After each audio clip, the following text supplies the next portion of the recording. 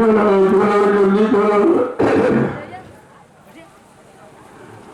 दौड़ के आओ।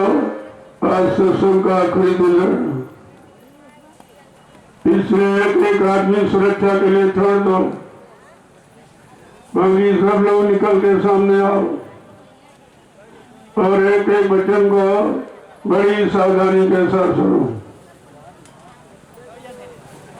जब कभी ऐसे अवसर हमें आपको अपने मानव जीवन में मिला करें तो हम सब जीवों को यह सोचना चाहिए हमारे सबों पर हरि और गुरु की कृपा हो गई। बिना परमात्मा की कृपा के संत महात्मा नहीं मिलते और बगैर संतों की दया के इन जीवात्माओं का उद्धार नहीं होता। यह दोनों चीजें सत्य हैं और समय से आपको दोनों चीजें मिली, लेकिन आपने उसकी कदर नहीं की। किसी पुण्य कर्म के कारण संत महापुरुषों के दर पे तो आप पहुंच गए, लेकिन आपने उनकी कदर नहीं की, उनको जाना माना पहचाना नहीं। ये सब धोखा, और ये इतना बड़ा धोखा है जिसकी पूर्ति रुपए पैसे धन दौलत सामान से आप नहीं कर सकते। सतगुरु की दया और फकीरों की मेहरबानी ये रुपए से मोल नहीं मिलती, न ये किराए पर चलती है। जब जैसी उनकी मौज मर्जी अंश रूह जीवात्मा पर हो जाती है तो अपनी दया मेहर की बरसात कर देते। अब यह है कि उनकी दया मेहर की बरसात में कितने जीव टिक पाते हैं, कितने शरण छोड़ के भग जाते हैं। इसी को कहते हैं छटनी और कटनी, जिसके लिए कितने पहले आपको बताया गया।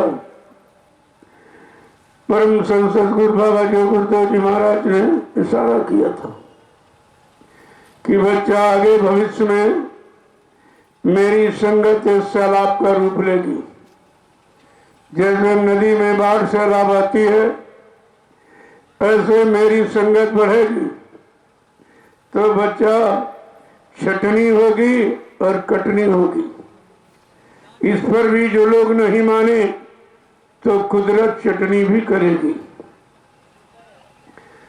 बहुत फकीरों महात्माओं का इशारा कहा, जब मेरी संगत आगे बढ़ेगी तो मैं एक छोटी सी परीक्षा लूंगा।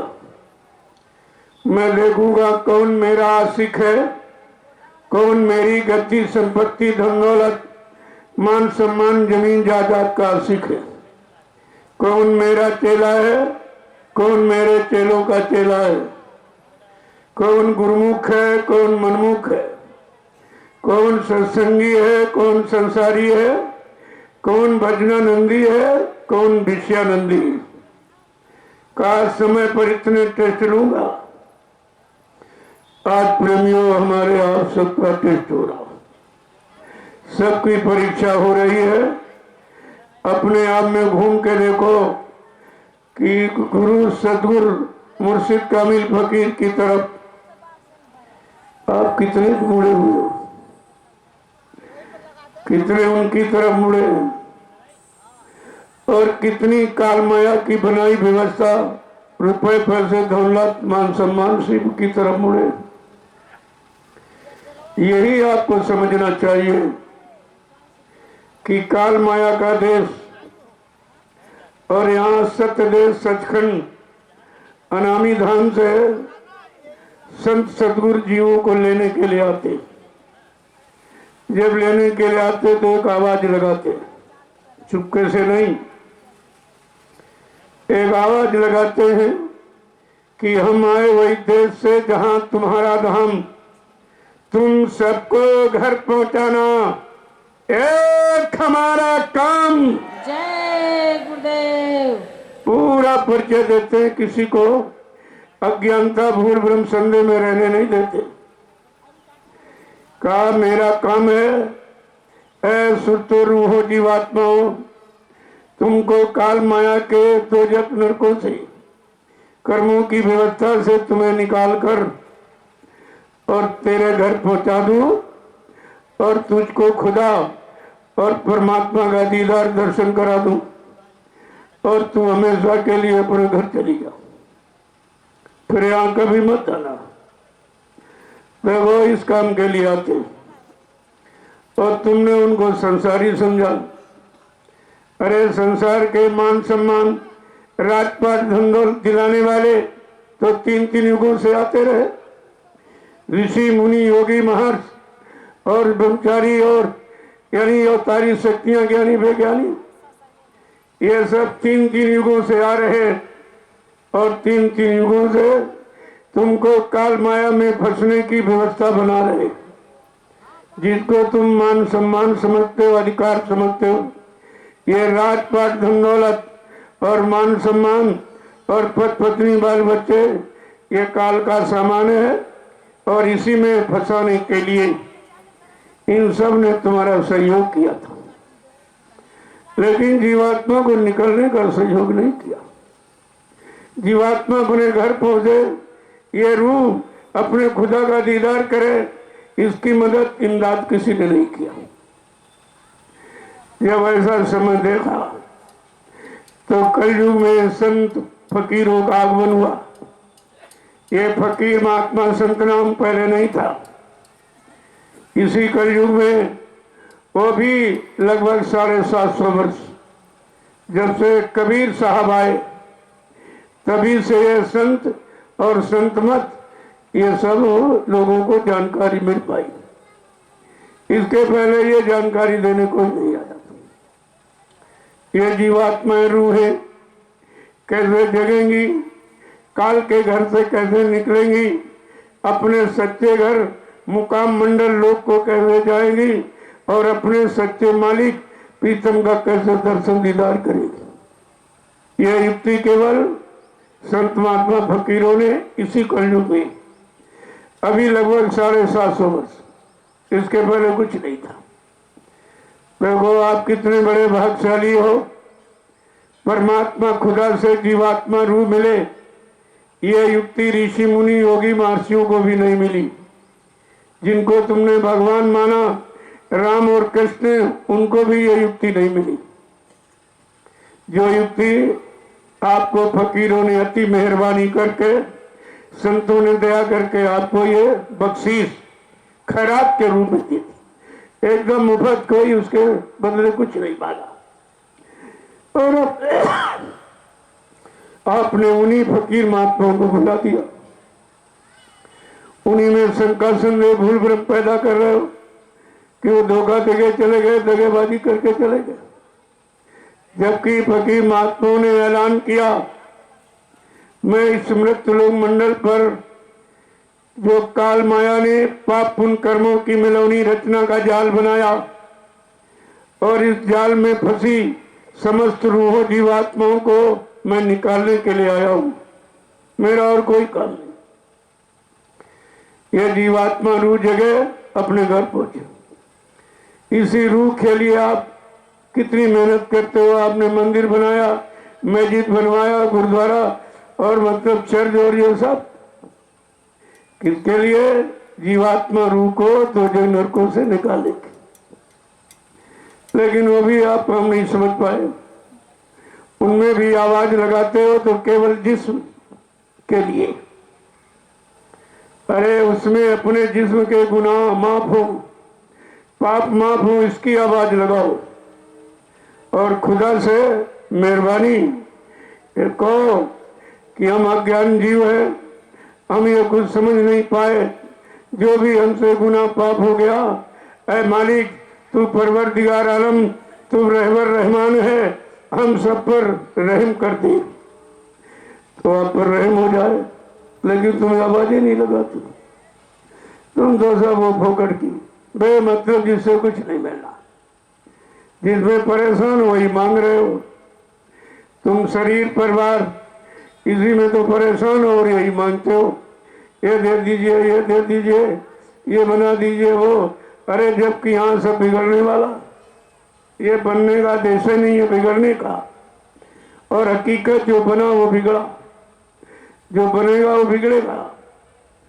लेकिन जब संत महात्मा फकीर आए, आपको वहां की तरफ ले जाए जहां एक बार जाने के बाद कभी आना ही नहीं होता, कभी बिगड़ना ही नहीं होता। उस यानी सच्चे लोग, ये झूठा लोग जहां बैठे हो, काल माया ने झूठा, कल कबीर साहब ने क्या कहा, अरे कैसा झूठा संसार बसाया है निरंजन काल भगवान, तुमने कैसा धोखा और दड़ी का ये सब दरबार लगा के रखा। संतों ने ललकार के कहा, लेकिन उनकी बात किसी ने मानी नहीं। जब कबीर साहब आए और जीवों को जगाने लगे, किसके द्वारा? 5 नामों के द्वारा। ये 5 नाम का भेद है, यही 5 मुकाम सुनने हैं और मंडल जिससे रूह जीवात्मा होकर अपने सतलों को जाती है। ये रास्ते हैं 5 बीच। जब तक इन चारों को क्रॉस नहीं करेंगे आप, या क्रॉस कराने वाला कोई सच्चा संत महात्मा फकीर नहीं मिलेगा, तब तक कोई रूह, कोई जीवात्मा अपने मालिक का दीदार नहीं कर सकती, उधर नहीं पहुंच सकती। 5 नाम का सुमिरन करो, श्याम श्वेत में सूरत धसो, ये जानकारी रखनी चाहिए थी। इसीलिए पंच भौतिक के लिए ये 5 नाम की साधना रखी गई है, इसी शरीर के लिए। शरीर भी पंच भौतिक है और मुकाम भी 5 है। जब इनको तय करोगे तब अपनी सच्ची मंजिल, जो हम सब रूहों जीवात्माओं की है, सतलोक सचखंड अनामी धाम प्रभु धाम, जहां वो सब का मालिक रहबर रहमान रहता, यहाँ बीच में कहीं नहीं, न मंदिर न मस्जिद न गिरजाघर न गुरुद्वारा। ये तो तुमने उनकी यादगार के स्थान बनाए। यहाँ पर जाकर हम खुदा की याद करेंगे, परमात्मा की याद करेंगे, देवी देवताओं की याद करेंगे। उसके लिए आपने, ये उनके रहने मिलने के स्थान नहीं है। लेकिन जब फकीरों से तुम्हारा संबंध टूट गया, महात्माओं से रिश्ता आपने हटा लिया, तो तुम उसी में फंस गए हो और रात दिन चिल्लाते हो, कुछ नहीं मिलता। तुम्हारे चिल्लाने से कुछ होने वाला नहीं है। परमात्मा खुदा हमेशा फकीरों संत महात्माओं के जरिए ही मिलता रहा, अपनी तरफ से आप नहीं मिल सकते हो। तुम्हें मिलने की युक्ति नहीं मालूम और तुम्हें रास्ता भी नहीं मालूम, किधर से खुदा मिलेगा, किधर से परमात्मा मिलेगा। तुम तो ऐसे आंख बंद करके हल्ला मचा रहे हो, तो तुम्हारे हल्ला मचाने से क्या होगा? अल्लाह हल्ला में नहीं है, अल्लाह शांति में है, एकांत में है। एक के अंत में चले जाओ और जब ये काल माया का अंत हो जाएगा और जीवात्मा रूह यहाँ से निकलकर ऊपर की तरफ चलेगी, तब अल्लाह का दर्शन होगा। इसके पहले अल्लाह नहीं मिलेगा। और कितने दिन से आप शोर मचाते हो, किसी को मिला है? अरे कोई बता दे। हिंदू मुसलमान सिख ईसाई सब अपने अपने धर्म मजहब के मुताबिक अपनी अपनी व्यवस्था मंदिर मस्जिद गिरजाघर गुरुद्वारों की बना रखी है, लेकिन तुम्हारी व्यवस्था से कभी परमात्मा खुदा गॉड अल्लाह मिला है? ये विचार करना चाहिए। ये आपका विचारणीय विषय है। इतना समय गुजर गया, कोई नहीं मिला। इतनी आवाज लगाई जा रही, कोई सुनी नहीं रहा है, न कोई तुम्हारी तरफ देख रहा, न तुमको कोई अच्छे बुरे की सलाह दे रहा, क्योंकि तुम उसको बुलाना नहीं जानते। वो पाक साफ दिलों का सौदा है। मोहम्मद साहब ने इसीलिए हिदायतनामा आपके सामने हुक्मनामा जारी किया था। क्या कहा था? ए मुसल्लम ईमान रहमान, ये पाक साफ जिस्म खुदा की इबादत के लिए मिला है, इसे गंदा मत करना, न खुदा नाराज हो जाएगा। ये पाक साफ जिस्म खुदा की इबादत के लिए मिला है। अगर एक कतरा मांस का डाल दिया तो खुदा से जुदा हो जाएगा, और एक बूंद अगर शराब की डाल दी तो मजहब से काफिर। क्या हुजूर पैगंबर मोहम्मद साहब के किसी बच्चों को जमान मुबारक जो फरमाया किसी ने अख्तियार किया है? आप निस्तुम को जानते ही नहीं। तुम तो अपने ही गंदगी खाकर बंदगी, अरे गंदगी में बंदगी कभी नहीं होगी। गंदगी में बंदगी नहीं, बंदगी सफाई में। जब पाक साफ होके न स्नान करके तब तुम मंदिर में जाते हो जहाँ कुछ नहीं है, वो इंसान का बनाया। और ये मनुष्य मंदिर और जिस्मानी मस्जिद ये भगवान खुदा ने अपने हाथ से बनाई। जो भगवान खुदा ने बनाई उसको गंदा कर रहे हो, तरह तरह की गंदगी इसमें भर रहे हो। तुम ये भी नहीं समझ पाए हो ये इंसान विज्ञान ने नहीं बनाया, ये भगवान खुदा का बनाया है। और भगवान खुदा का बनाया ये जिस्म अगर गंदा करोगे तो वो बनाने वाला सख्त सजा देगा, वो सजा देगा। इसलिए बात को समझो। तो ये कोई कठिन चीज नहीं थी, लेकिन आपने ये सब केवल क्षणिक स्वाद, धर्म शास्त्रों में भी इशारा किया है, धर्मार्थो या परित्यजे स्वादेन्द्रिय वसानुगा श्री प्राण धनधाराभ्यो क्षिप्रम सा परियते।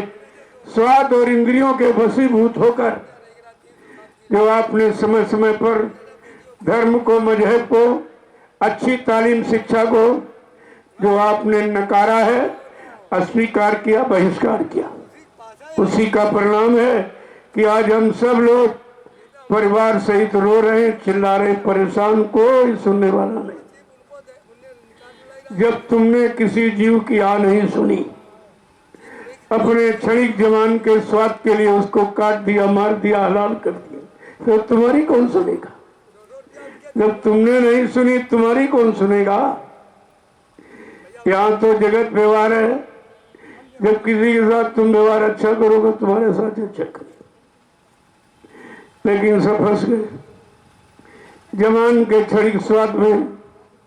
तुमने खुदा परमात्मा को भी भुला दिया, उसकी गौरव गरिमा महिमा को भी आपने खत्म कर दिया। लिहाजा कुदरत उसी की अब सजा सुनाने जा रही है, और वो सजा तुम्हारे हित में नहीं होगी, और तुम उसको बर्दाश्त भी नहीं कर सकते हो।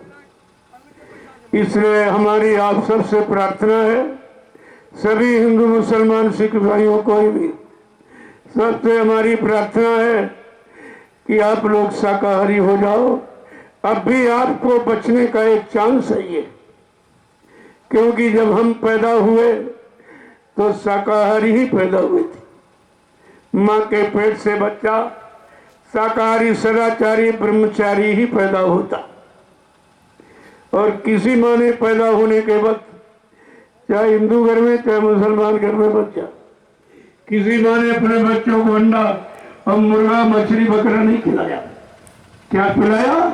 हर माँ ने अपने बच्चों को अपना दूध पिलाया है। प्रेमियों, ये दूध है शुद्ध शाकाहार, जो जीव का आदिकाल का भोजन, यानी दूध से हमारा शरीर बना है। और दूध अगर पीते रहोगे तो ये लंबे समय तक बना रहेगा, ये उसका भोजन, खुराक असली है। लेकिन आपने उसे बुला दिया। जब खुदा परमात्मा ने लाखों नियमते हमारे आपके लिए भोजन तैयार किया, सीजनल अनाज, सीजनल दालें, सीजनल सब्जियां, फल फूल, मेवे और दूध, मक्खन, मलाई, घी, यह इंसानी खुराक है। और जितने जीव बनाए खुदा परमात्मा ने सबका भोजन अलग बनाया। पशुओं का अलग, पक्षियों का अलग, कीड़े मकोड़े का अलग, और आदमी इंसान का भोजन सबसे अलग बनाया। मांस खाने वाले कुत्ता, कौवा, गीद, ये अलग उनकी अलग व्यवस्था होती, ये मुर्दा मांस खाते। लेकिन इंसान जो इंसानियत का जमा पहने है, वो मुर्दा मांस इस मनुष्य रूपी मंदिर में, जिस्मानी मस्जिद में, जिसमें खुदा की रूह बैठी और परमात्मा की आत्मा, अरे इतनी गंदगी डालोगे तो रूह और आत्मा क्या कहेगी? क्या वो खुदा से अपना और तुम्हारी बेरहमी गंदगी फैलाने का हाल नहीं बताएगी? तब आपका परिणाम क्या होगा? कहा कि एक दिन सबको जाना होगा, यह शरीर भी छोड़ना होगा और शरीर का जो स्वाद जीव ने लिया, यह जीव भी छोड़, इसको भी आप दफनाओगे, जलाओगे, यह भी साथ में जाएगी।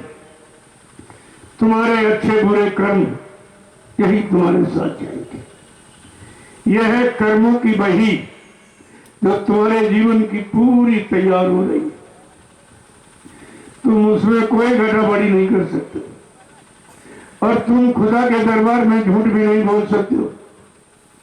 जब ये फरिश्ते जमदूत तुम्हारी रूह जीवात्मा को जिस्म शरीर से निकालकर और खुदा के दरबार में जब पेश करेंगे तो खुदा पूछेगा, अरे रूह है जीवात्मा, अरे तुझको कोई सच्चे अच्छे संत महात्मा फकीर अच्छे सच्चे रास्ते पर चलने यानी चलाने वाले और अच्छा शुद्ध यानी भोजन कराने वाले और रहम और दया और खिदमत का पाठ पढ़ाने वाले नहीं मिले थे? आपकी रूह जीवात्मा क्या जवाब देगी? वहां तो तुम्हारा कोई सहयोगी होगा नहीं, केवल तुम्हारी रूह होगी और वो खुदा और तुम्हारी कर्मों की बही वो खोल के पढ़ेगा, बताएगा इस तारीख में इस महीने जब आपने इनको मारा, इनको काटा, इनको सताया, इनको अपमानित किया, इनके साथ दुर्व्यवहार किया। ये सब घटनाएं नोट हो रही है। तो ये मत सोचो अरे तुम नहीं देख रहे हो, वो तुमको 24 घंटे देख रहा है। जिसने तुम्हें यहां भेजा है उसकी ड्यूटी लगी हुई है और सब आपको देख रहे हैं। और जिन्होंने उनको देखा है वो है पीर पैगंबर औलिया मुर्शिद कामिल फकीर साधु संत महात्मा, वो उनको देख रहे हैं। इसीलिए आपको बता रहे हैं कि तुम्हारी सारी घटनाएं नोट हो रही। तुम इधर उधर आंख मारी कोई नहीं देख रहा, फट से बुरा कर्म कर जाते हो, लेकिन देखने वाली तो वो खुदा की रूह तेरे अंदर ही बैठी है। जीवात्मा परमात्मा की तेरे अंदर बैठी, वो सब देख रही और वो तेरा पूरा हवाला, तेरी पूरी कर्म कहानी और उधर खुदा के दरबार में एक एक करके बताएगी। इसने ये किया।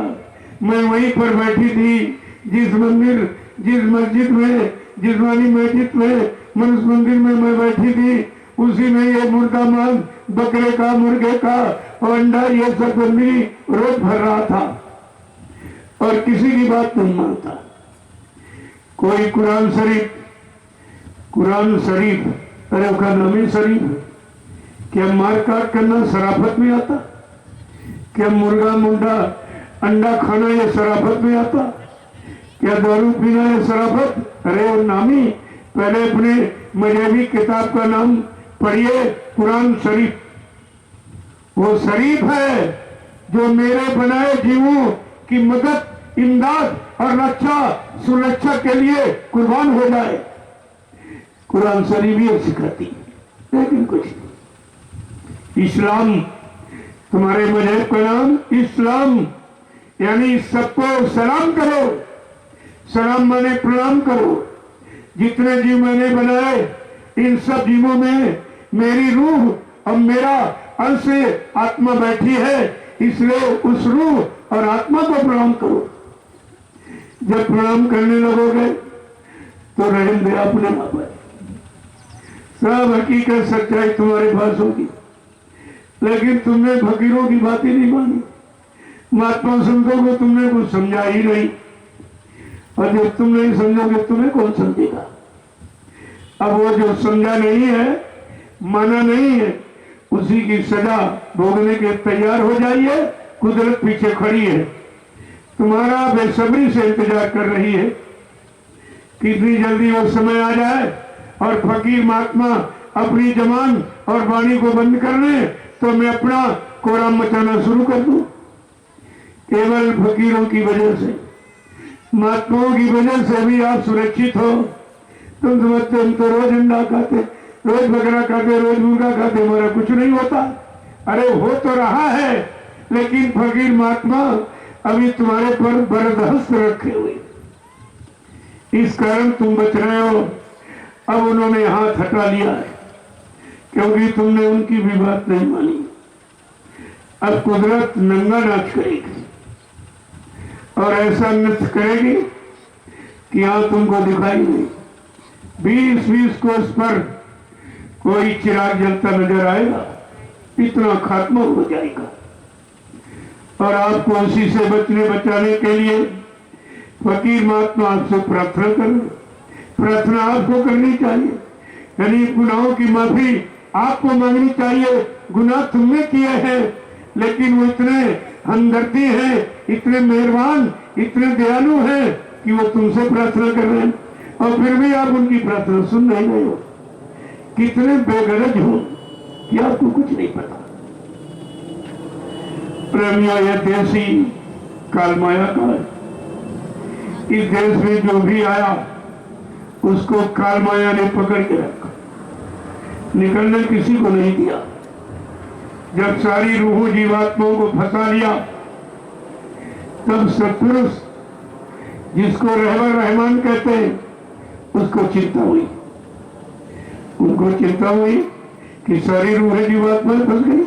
चलो, और फिर इनको भेजा, फकीरों को, संतों को भेजा कि जाओ जल्दी से नाम को जगाना और नाम को सिद्ध करना और नाम का प्रचार करके और सब रूह जीवात्माओं को जगा देना और अपने जगाए नाम जहाज पर बैठाल कर इन रूहों को, जीवात्माओं को काल माया के दोजख नरकों से निकालकर इनको इनके घर पहुंचाना।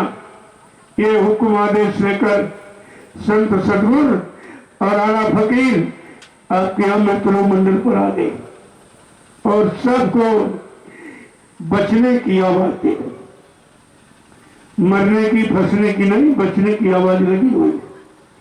और नहीं मानोगे तुम, जानो तुम्हारा काम जाने। लेकिन ये नहीं कर सकते हो कि हमको किसी ने बताया नहीं, क्योंकि इस भूमि पर जो संत सदगुरु महान आए वो इसी काम के लिए आए थे और यही काम करते रहे। और जब यहाँ से समय पूरा हो गया इस जिस्म शरीर का, जब गए तो एक मिसाल, एक चिन्ह यहाँ पर छोड़ गए। समाधि, सम आदि, आदि अंत समान स्थिति को समाधि कहती। तुम्हारी एक स्थिति हो जाए, न सुख की न दुख की, न लाभ न हानि की, किसी तरह की कोई चिंता न हो और हर स्थिति में समान रूप से रहना सीख जाए, वो समाधि में आ जाए। यही आपको कबीर साहब दे के गए हैं। सब लोग सम स्थिति में रहना, बराबरी स्थिति में, कोई भेदभाव, कोई मतभेद रखना नहीं। न कोई हिंदू है, न मुसलमान, न सिख, न ईसाई, न ब्राह्मण, न क्षत्रिय, वैश्य, न हरिजन, न छोटा न बड़ा, न गरीब न अमीर, न पढ़ा लिखा न पढ़, न स्त्री न पुरुष, सब एक जीवात्मा रूह हो। हम क्या है? एक रूह है। हम क्या? एक जीवात्मा है। इसके सिवा आपकी कोई पहचान नहीं। और ये तो खोल है जिसमें जात पात आपने बनाई है। यह है चमड़े का खोल, शरीर। इस चमड़े को, खोल को आपने तमाम भागों में बांट दिया। कोई हिंदू कह रहा, कोई मुसलमान कह रहा, कोई सिख कह रहा, कोई ईसाई कह, तमाम तरह से, जबकि हकीकत में चमड़े का खोल है। और ये खोल किसका है? जीवात्मा रूह का। इसी खोल में जीवात्मा रूह बंद की गई। तो हम खोल की कीमत, सुरक्षा इसलिए करते हैं कि हमारी रूह और जीवात्मा लंबे समय तक यहाँ बनी रहे और खुदा की इबादत कर ले और भगवान का भजन करके ये अपने घर को चली जाए। इसलिए आपको यह सब दिया गया। इसके बारे में कुछ नहीं और कोई बताता नहीं आपको। यह आपको कोई राज नहीं बताएगा और इसी की जरूरत है। इसी को बताने समझाने के लिए ही वो रहबर रहमान, सबका कुल मालिक, संत महात्मा फकीरों को भेजता है कि जाओ मेरा ईश्वरी विधान संपूर्ण इंसानी जात को बता देना। क्या अच्छा है, क्या बुरा है, क्या पाप है, क्या पुण्य है, क्या शुभ है, क्या अशुभ है, कौन माँ बहन बेटी बहू है। और ये जानकारी आपको सबने दी। लेकिन आपने किसी की बात नहीं मानी, एकदम मनमुक्ता में आ गई, मनमुखी। शैतान मन का कहना माना और उसने आपको पापों की नगरी में बंद दिया, बंद कर दिया। अब तुम गुनाह पापों के सिवा कुछ कर ही नहीं सकते। ये मन का इशारा बड़ा खतरनाक है। इसलिए संत महात्मा फकीरों ने कहा, मन के कहे चलो मत खोई और सतगुरु कहे करो तुम सोई। इस काम के लिए आपको भेजा गया। इसलिए सच्ची इबादत और सच्चा भजन, ये पूजा है। एक तो शरीर इंद्रियों की पूजा, शरीर इंद्रियों के लाभ के लिए आप करते हो। ऋषि मुनि महात्माओं ने सिखाया, आप पूजा करो, पाठ करो, तीर्थ करो, व्रत करो, हवन जब तक, गंगा स्नान करो। किस लिए? तुम्हारा तन शुद्ध हो, तुम्हारा मन शुद्ध हो, तुम्हारी इंद्रियां शुद्ध हो, तुम्हारा खान पान शुद्ध हो और तुम्हारी संग सोबत शुद्ध हो और तुम्हारा कर्म शुद्ध हो, तब तुम महात्मा और फकीरों को पहचानने लगोगे। यह शुद्धिकरण का ये युक्ति आपको सिखाई गई थी। ये पूजा पाठ से परमात्मा खुदा नहीं मिलता, शरीर का लाभ मिलता। क्योंकि शरीर इंद्रियों से कर रहे हो तो शरीर इंद्रियों को लाभ मिलेगा, और आत्मा रूप से करोगे तो आत्मा रूप को लाभ मिलेगा। जो शरीर से पूजा पाठ तीर्थ प्रताप करते हैं उसका फल क्या है? मान मिलेगा, सम्मान मिलेगा, सम्मान मिलेगा। अगर आत्मा से भजन करोगे तो भगवान मिलेगा, और खुदा से इबादत करोगे तो यानी अल्लाह मिलेगा। ये वो मिलने की युक्ति है और ये सामान मिलने की युक्ति। चाहे दोनों कर लो, चाहे एक करो।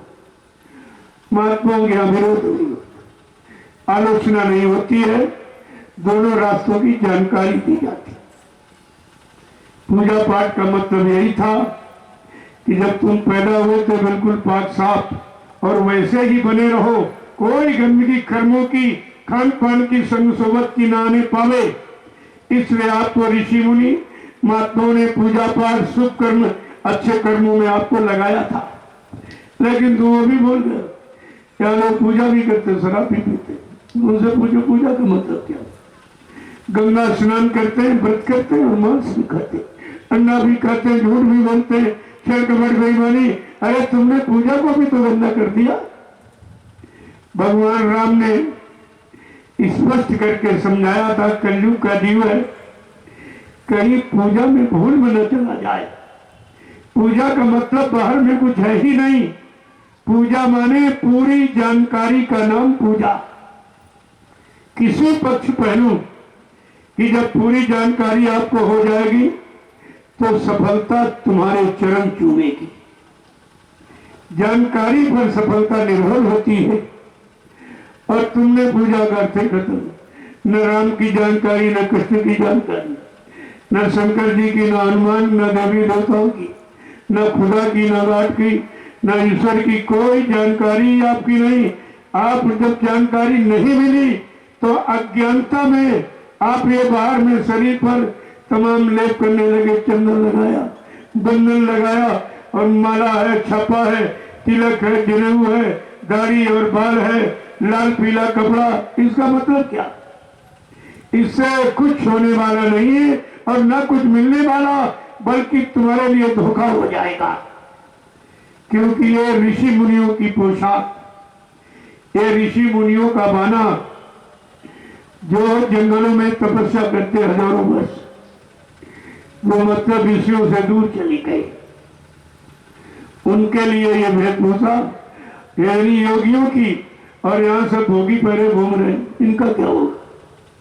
अगर ये नकली ड्रेस कोई वर्दी पहने पुलिस की तो 420 का मुकदमा करके जेल में बंद कर दिया जाता। ये यूनिफॉर्म वर्दी सबके लिए नहीं है, जिनको अधिकार है उनके लिए। इसी तरह से ये जितने वस्त्र ये जो बनाए, लाल वस्त्र भगवा यानी भगवान की प्राप्ति का, जिसको भगवान पाना हो या भगवान मिल गया हो वो यूनिफॉर्म पहनेगा, ताकि जो जिनको नहीं मिला वो अगर भगवान से मिलना चाहते तो इन लोगों से मिल लें।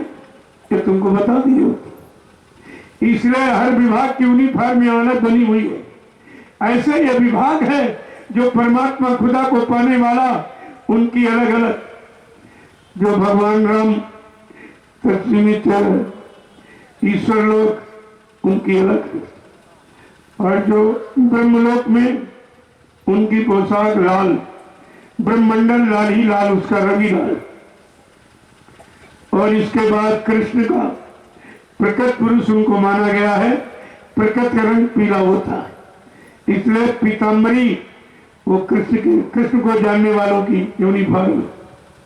और यह सफेद, यह संत, यह सतलोक सचखंड, यानी बिना दाग, जिनमें कोई दाग नहीं, कोई कर्म खराब, अच्छा बुरा सब कर्मों से अपने आप को अलग कर लिया, उनकी ये श्वेत वस्त्र, यह संत सदगुरु, यह पहुंचे हुए फकीर की पोशाक। इसीलिए फकीरों की पोशाक लोगों से मुसलमान सफेद कपड़े पहनते साथ, लेकिन सफेद तो पहनते हो और दाग कितने लगा रहे हो, ये भी तो ध्यान रखो कि सफेद कपड़े पर कोई दाग, ये चादर सफेदी क्यों चढ़ाई जाती है? इस चादर वो चादर नहीं, ये चादर जो खुदा ने ये जिस्म रूपी चादर आपको दिया और जिसमें तुम्हारी रूह बंद है, इस चादर पर कोई दाग न लगने पावे किसी भी खराब कर्म का, तो ये चादर का काम है। न आपको चादर गंदा करने की सजा अलग और रूह की यहाँ गंदगी फैलाने की सजा अलग, और फकीरों के पैगाम कलाम को नहीं माना उसकी सजा अलग। अब यह सजाओं का आपने अंबार तैयार कर रखा है, और अभी एक तो जानते नहीं हो और कोई बताए तो उसको मानते नहीं हो, ये और सजा तुम्हारी, ये और है।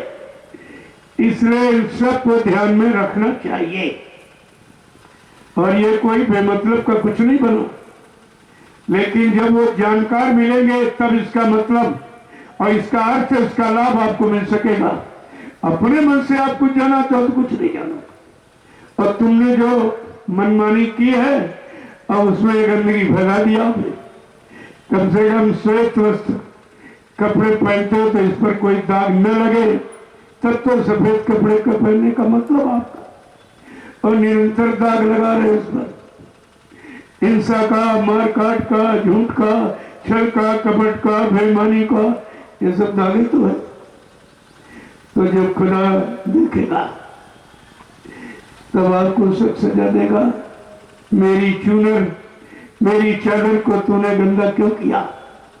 क्या तुझे गंदा करने का अधिकार दिया गया था? कबीर साहब ने यही कहा था, इस चादर को धुला ले। सदगुरु धुलिया आ गया, धुला ले चादर को, जो दाग लग गए हैं इनको छुड़ा। तू नहीं छुड़ा सकता, तू तो दाग लगा ही रहा, तो छुड़ाना कहां जानता, लगाना जानता, छुड़ा लिया स्पष्ट रूप में, और कहा इसको ऐसे रंग से रंग दे। खुदा परमात्मा के नाम से ये नाम कभी छूटेगा नहीं। तो नाम रखने वाला होगा कौन? कबीर साहब ने क्या कहा था कि सतगुरु पिया मेरी रंग दे चुनरिया, सतगुरु पिया मेरी रंग दे चुनरिया, ऐसी रंग दे रंग ना छूटे, ऐसी रंग दे कि रंग ना छूटे, धोबिया धोवे चाहे सारी उमरिया, धोबिया धोवे चाहे सारी उमरिया, सतगुरु पिया मेरी रंग दे चुनरिया, चाहे मंगा दे चाहे सिला दे, चाहे मंगा दे चाहे सिला दे, प्रेम नगर की लागी बजरिया, प्रेम नगर की लागी बजरिया सतगुरु पिया मेरी रंग दे चुनरिया। चूनर पहन जब पिया घर जावे, चुनर पहन और जब ही पिया घर जावे, तो खुशी नजर से मुझे देख सजनिया। खुशी खुशी से मुझे देख नजरिया। सतगुरु पिया मेरी रंग थे चुनरिया। ऐसी रंग दे कि रंग ना छूटे, दुबिया धोवे चाहे सारी उमरिया। सतगुरु पिया मेरी रंग दे चुनरी। ये फरियाद है, ये कहना चाहिए। और तुम अपने मन से दाग, अपने मन से रंग, ये सब क्या है? ये तुम्हारी मनमुक्ता है और उसी का परिणाम है कि तुम काल माया के उस लोभ लालच के रंग में रंग गए हो। लेकिन संत महात्मा फकीरों का वो प्रेम रंग तुम्हारे से बहुत दूर। हकीकत तो ये। इसलिए प्रेमियों, आज ये सत्संग का आखिरी दिन है। मैंने आपसे कहा था कि कल विदाई का दिन। बड़ी दूर दराज से लोग आए हुए हैं आपके यहाँ। अब वो अपने वतन की तरफ जाना चाहेंगे, क्योंकि आगे बड़े बड़े कार्यक्रम अन्य प्रांतों में, उधर महाराष्ट्र और गुजरात, उधर मतलब यानी तो ये तैयारी करेंगे और उधर की तरफ चलेंगे। तो इसलिए आज तो विदाई कर देना। इसलिए मैंने आपके 11 बजे से कहा था कि सत्संग प्रारंभ हो जाएगा। चलते चलाते कुछ बच्चों को फिर याद करो। हो सकता है वो समय अब आपको न मिल पाए, क्योंकि समय बहुत खराब है। आप इतनी आपत्ति, मुसीबत, संघर्ष यात्राओं में, प्राकृतिक प्रकोपों, दुर्घटनाओं में, लड़ाई झगड़े के चक्कर में इतना फंस जाओगे, तुम्हारा घर से निकलना मुश्किल हो जाएगा। फिर यह चीज तुमको नहीं मिलेगी। इसलिए इसको ले लीजिए। और ये मुफ्त खैरात एकदम बट रही है, कोई इसके बदले आपको कुछ नहीं देना। और ये तुम्हारे हर तरफ का लाभ देने की है युक्ति। इसको ले लीजिए आप। तो ये इस धार्मिक देश, मजहबी मुल्क की धरती का ये नियम है। हम कोई भी कोई कार्य करते हैं तो किसी न किसी को याद करके करते। इसलिए याद करते हैं कि उसकी दुआ दया मिल जाए, हम अपने क्षेत्र में काम में सफलता पा जाए, इसलिए आप याद करते। पहले मैं बोलूंगा, इसके बाद आप सब लोग वक्त के मुर्शिद कामिल फकीर के द्वारा खुदा परमात्मा गाट के जगह नाम को जय गुरुदेव, जय गुरुदेव, जय गुरुदेव, जय गुरुदेव। नाम किसका? जय गुरुदेव। नाम किसका? प्रभु का। जय गुरुदेव। नाम किसका? प्रभु का। प्रभु का प्यारा नाम। जय गुरुदेव। हम सबके रहबर रहनुमा, हम सब रूहों जीवात्माओं के एकमात्र रक्षक परम पूजनीय स्वामी महाराज बाबा जय गुरुदेव जी, देखो जब कभी ऐसा वक्त मिला करे फौरन नाम को याद किया करो। ये नाम सब तरफ का काम करता। इसलिए वह स्वामी महाराज ने इशारा किया रामचरितमानस में कि नाम लेते हे भव सिंधु सुखाए, करो विचार सुजन मानवाई। ऐसा जन मन में विचार करो, वो समय वक्त का कौन सा नाम होगा जिसके लेने से भवसागर सूख जाए।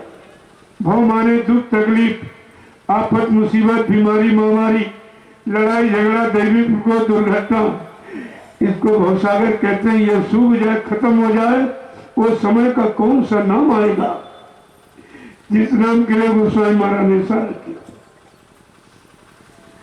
कहा वो समय का नाम होगा, समय की परेशानी मुसीबत दुख तकलीफों को दूर करेगा और समय से सोए जीवों को जगाएगा और सच्चे रास्ते पर लाके खड़ा करेगा। ये सब कि भाव है कुभाव अलख आलसाहू और नामो जपतो मंगल दिशि दसहू। क्या लिखते का नाम का स्मरण दसों दिशाओं में मंगलाचरण करता है। जब नाम उसके अनुसार होगी, उसी स्वच्छता निर्मलता पवित्रता में, तब वो नाम काम करेगा। ऐसा कुछ नाम नहीं। और सब नामों की महिमा आपके सामने रखी गई कि बेचारा जीव कहीं फंस न जाए। जो आए शक्तियां आई, काम करके चली गई, उस नाम से आपका काम नहीं होगा। उस नाम से समय की नाम की महिमा की पहचान की जाएगी। इसलिए गोस्वामी जी महाराज जीवों के भ्रम शंका को दूर करने के लिए क्या कह रहे हैं? कोटि नाम संसार में तासे मुक्ति न होए, आदि नाम जो गुप्त जप पूछे बिरला कोय। का करोड़ों नाम आदिकाल से स्मृत मंडल पर खुदा परमात्मा की आई।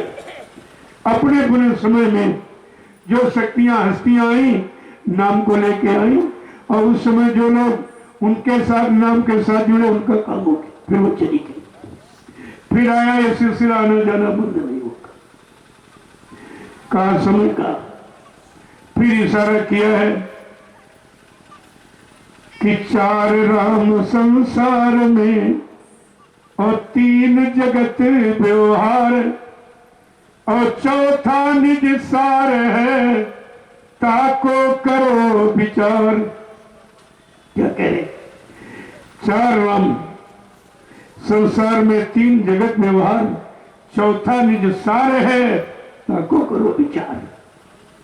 कबीर साहब ने कैसा संभाल के लिखा है। और ये पढ़े लिखे नहीं थे, ये अक्षर विद्या काले अक्षर में नहीं पढ़े थे। उनको शब्द ज्ञान था, शब्द का पूरा ज्ञान था। उनके लिए लिखा मत्स्य कागज छुयो नहीं, कलम गही नहीं हाथ, और ऐसी रचना रचित ही दुनिया नामे मात। संसार को नस्त मस्तक कर दिया कबीर साहब ने। और समाज बाहर के लिए बिना पढ़े लिखे, लेकिन अंदर में पूरा ज्ञान था। मालिक को पाए हुए थे, आने जाने वाले थे, और इसीलिए आना जाना छुड़ाने का उन्होंने वादा किया कि मैं तुम्हारा आना जाना छुड़ा दूंगा। लेकिन तुमने उनकी भी बात नहीं मानी, उनका एक भी शब्द किसी को नहीं मानोगे, केवल झूठा कह दो कबीर साहब कबीर साहब कबीर साहब। बाकी कबीर का मतलब और साहब का मतलब क्या? कबीर का आदमी का नाम नहीं, कायावीर कबीर, जिन्होंने अपनी काया शरीर पर कंट्रोल नियंत्रण कर दिया। जब चाहे रहे, जब तक रहे, जब चाहे चले जाए छोड़ के। यह है काया का सिद्ध। काया सिद्ध थी। संत महात्मा फकीरों का शरीर काया सिद्ध होती है। जब चाहे तब जाए, और जब तक इच्छा हो तब तक नहीं। ना कोई मार सकता, ना कोई भेज सकता। वो अपनी इच्छा से आते जाते, क्योंकि जो काम करने हैं किसी से पूछ के थोड़ी कर रहे हैं। और जब तक उनका काम नहीं हो जाएगा, इस मृत्यु लोक मंडल से कभी नहीं जाएंगे। कभी जाने का सवाल ही नहीं होता। अगर चले जाएंगे तो दूसरा कोई उनका काम कर नहीं सकता। वो तो जिसने आवाज लगाई है, जिसने वादा किया, वही आपका काम पूरा करेगा, दूसरा कोई। दूसरे किसी की बस की बात नहीं और न किसी को जानकारी है।